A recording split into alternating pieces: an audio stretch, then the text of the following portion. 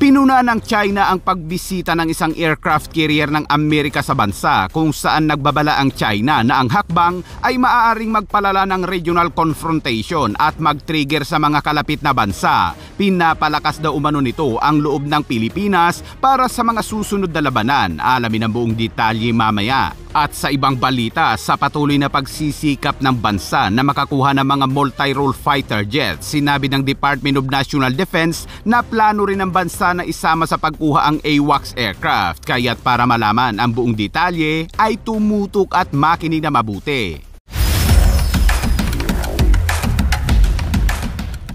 Dumaong sa Maynila noong Huwebes ang isang aircraft carrier ng Amerika na USS George Washington. Taglay nito ang Carrier Air Wing 5 na may iba't ibang klase mga fighter jets tulad ng F-35 stealth fighter at kasama din ito ang isang cruiser at destroyer. Ayon sa report, ang deployment ng nasabing carrier strike group ay upang ipakita ang ibinahaging pangako sa panrehiyong seguridad na nagtatampok ng pinalakas na ugnayan sa pagtatanggol sa pagitan ng Amerika at Pilipinas sa gitna ng patuloy na tensyon sa West Philippine Sea at iniugnay ang pagbisita sa pagtaas ng aktibidad ng hukbong dagat ng China sa buong rehiyon ng Pasipiko. Ito umano ang pangalawang beses na pagbisita ng USS George Washington sa Maynila dahil una itong bumisita noong pagkatapos ng Yolanda para tumulong sa mga search and rescue operation. Nagmula umano ang carrier strike group sa Japan noong Hunyo para simulan ang forward deployed patrol nito.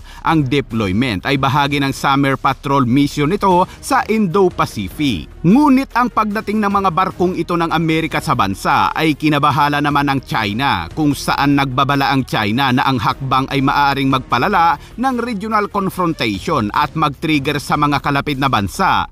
Ang deployment ay tinitingnan bilang isang pagpapakita ng hegemonya ng Amerika sa Asia Pacific at isang pagsubok umano sa presensyang militar ng Amerika sa Southeast Asia. Sinabi ng China na layon umano nitong mapanatili ang presensya militar sa rehiyon at maaring palakasin ang loob ng Pilipinas sa mga susunod na labanan. Dumating umano ang barko ng Amerika matapos mag-deploy ang China ng dalawang carrier strike group sa South China Sea, kaya't ang Amerika ay nakikipagkompetensya umano para sa naval dominance. Ngunit ayon naman sa ilang expert, ang pagdating ng George Washington sa bansa ay bilang bahagi umano ng increased defense cooperation sa pagitan ng Amerika at Pilipinas na naglalayong labanan ang malawakang pang-aangkin ng China sa West Philippine Sea. Gayunpaman, nang tanungin kung ang deployment ay bilang tugon sa mga aktibidad ng China, binigyang diin ni Captain Timothy Waits, commanding officer ng USS George Washington, na ang pagpapatrolya ay bahagi umano ng isang regular na misyon upang ipakita ang pangako ng Amerika sa katatagan ng rehiyon. Share the values of open and free Pacific, Indo-Pacific region. That's why we're out here. We know the importance of this theater or this region. You know, it's a vast region, many nations, most of them with coastline. The importance of the open and free sea lanes, just from a commercial aspect alone, is important to them. It's important to us, and then that way we share those values.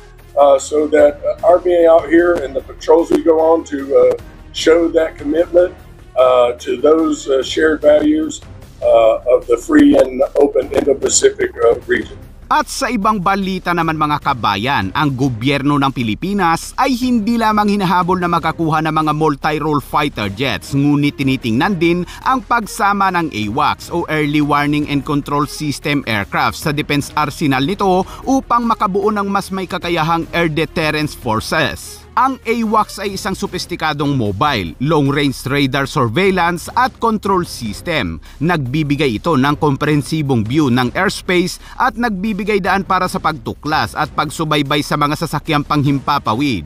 Nagbibigay ng warning sa mga fighter jets kung nasaan ang mga kalaban, pati na rin sa mga maritime traffic sa anumang panahon at anumang lupain. Sinabi ni Defense Secretary Gilberto Teodoro na ang modernisasyon ng Philippine Air Force ay dapat na higit pa sa pagbili ng mga fighter jets at dapat isama ang mga support system tulad ng AWACS, air tanker at mga reserbang munition.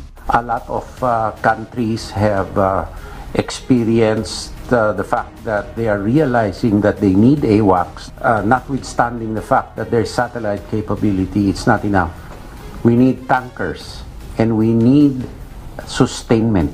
I know the expectations of our people, but it is my responsibility to make sure that each peso spent can be supported and justified. Ipinaliwanag din ni Guibo ang kahalagahan ng pagbuo ng kompletong pakiti ng defense sa paligid ng MRF upang matiyak na epektibo ang mga ito sa pagpapatakbo. Bagamat handang magdesisyon sa pagkuha ng MRF, nilinaw ni Todoron na nananatiling pangunahing hadlang ang pagkukuhanan ng pondo. Ako ready ako magdesisyon eh. Ang pagkukunan ng bayarin at yun ang pinag-uusapan namin, no?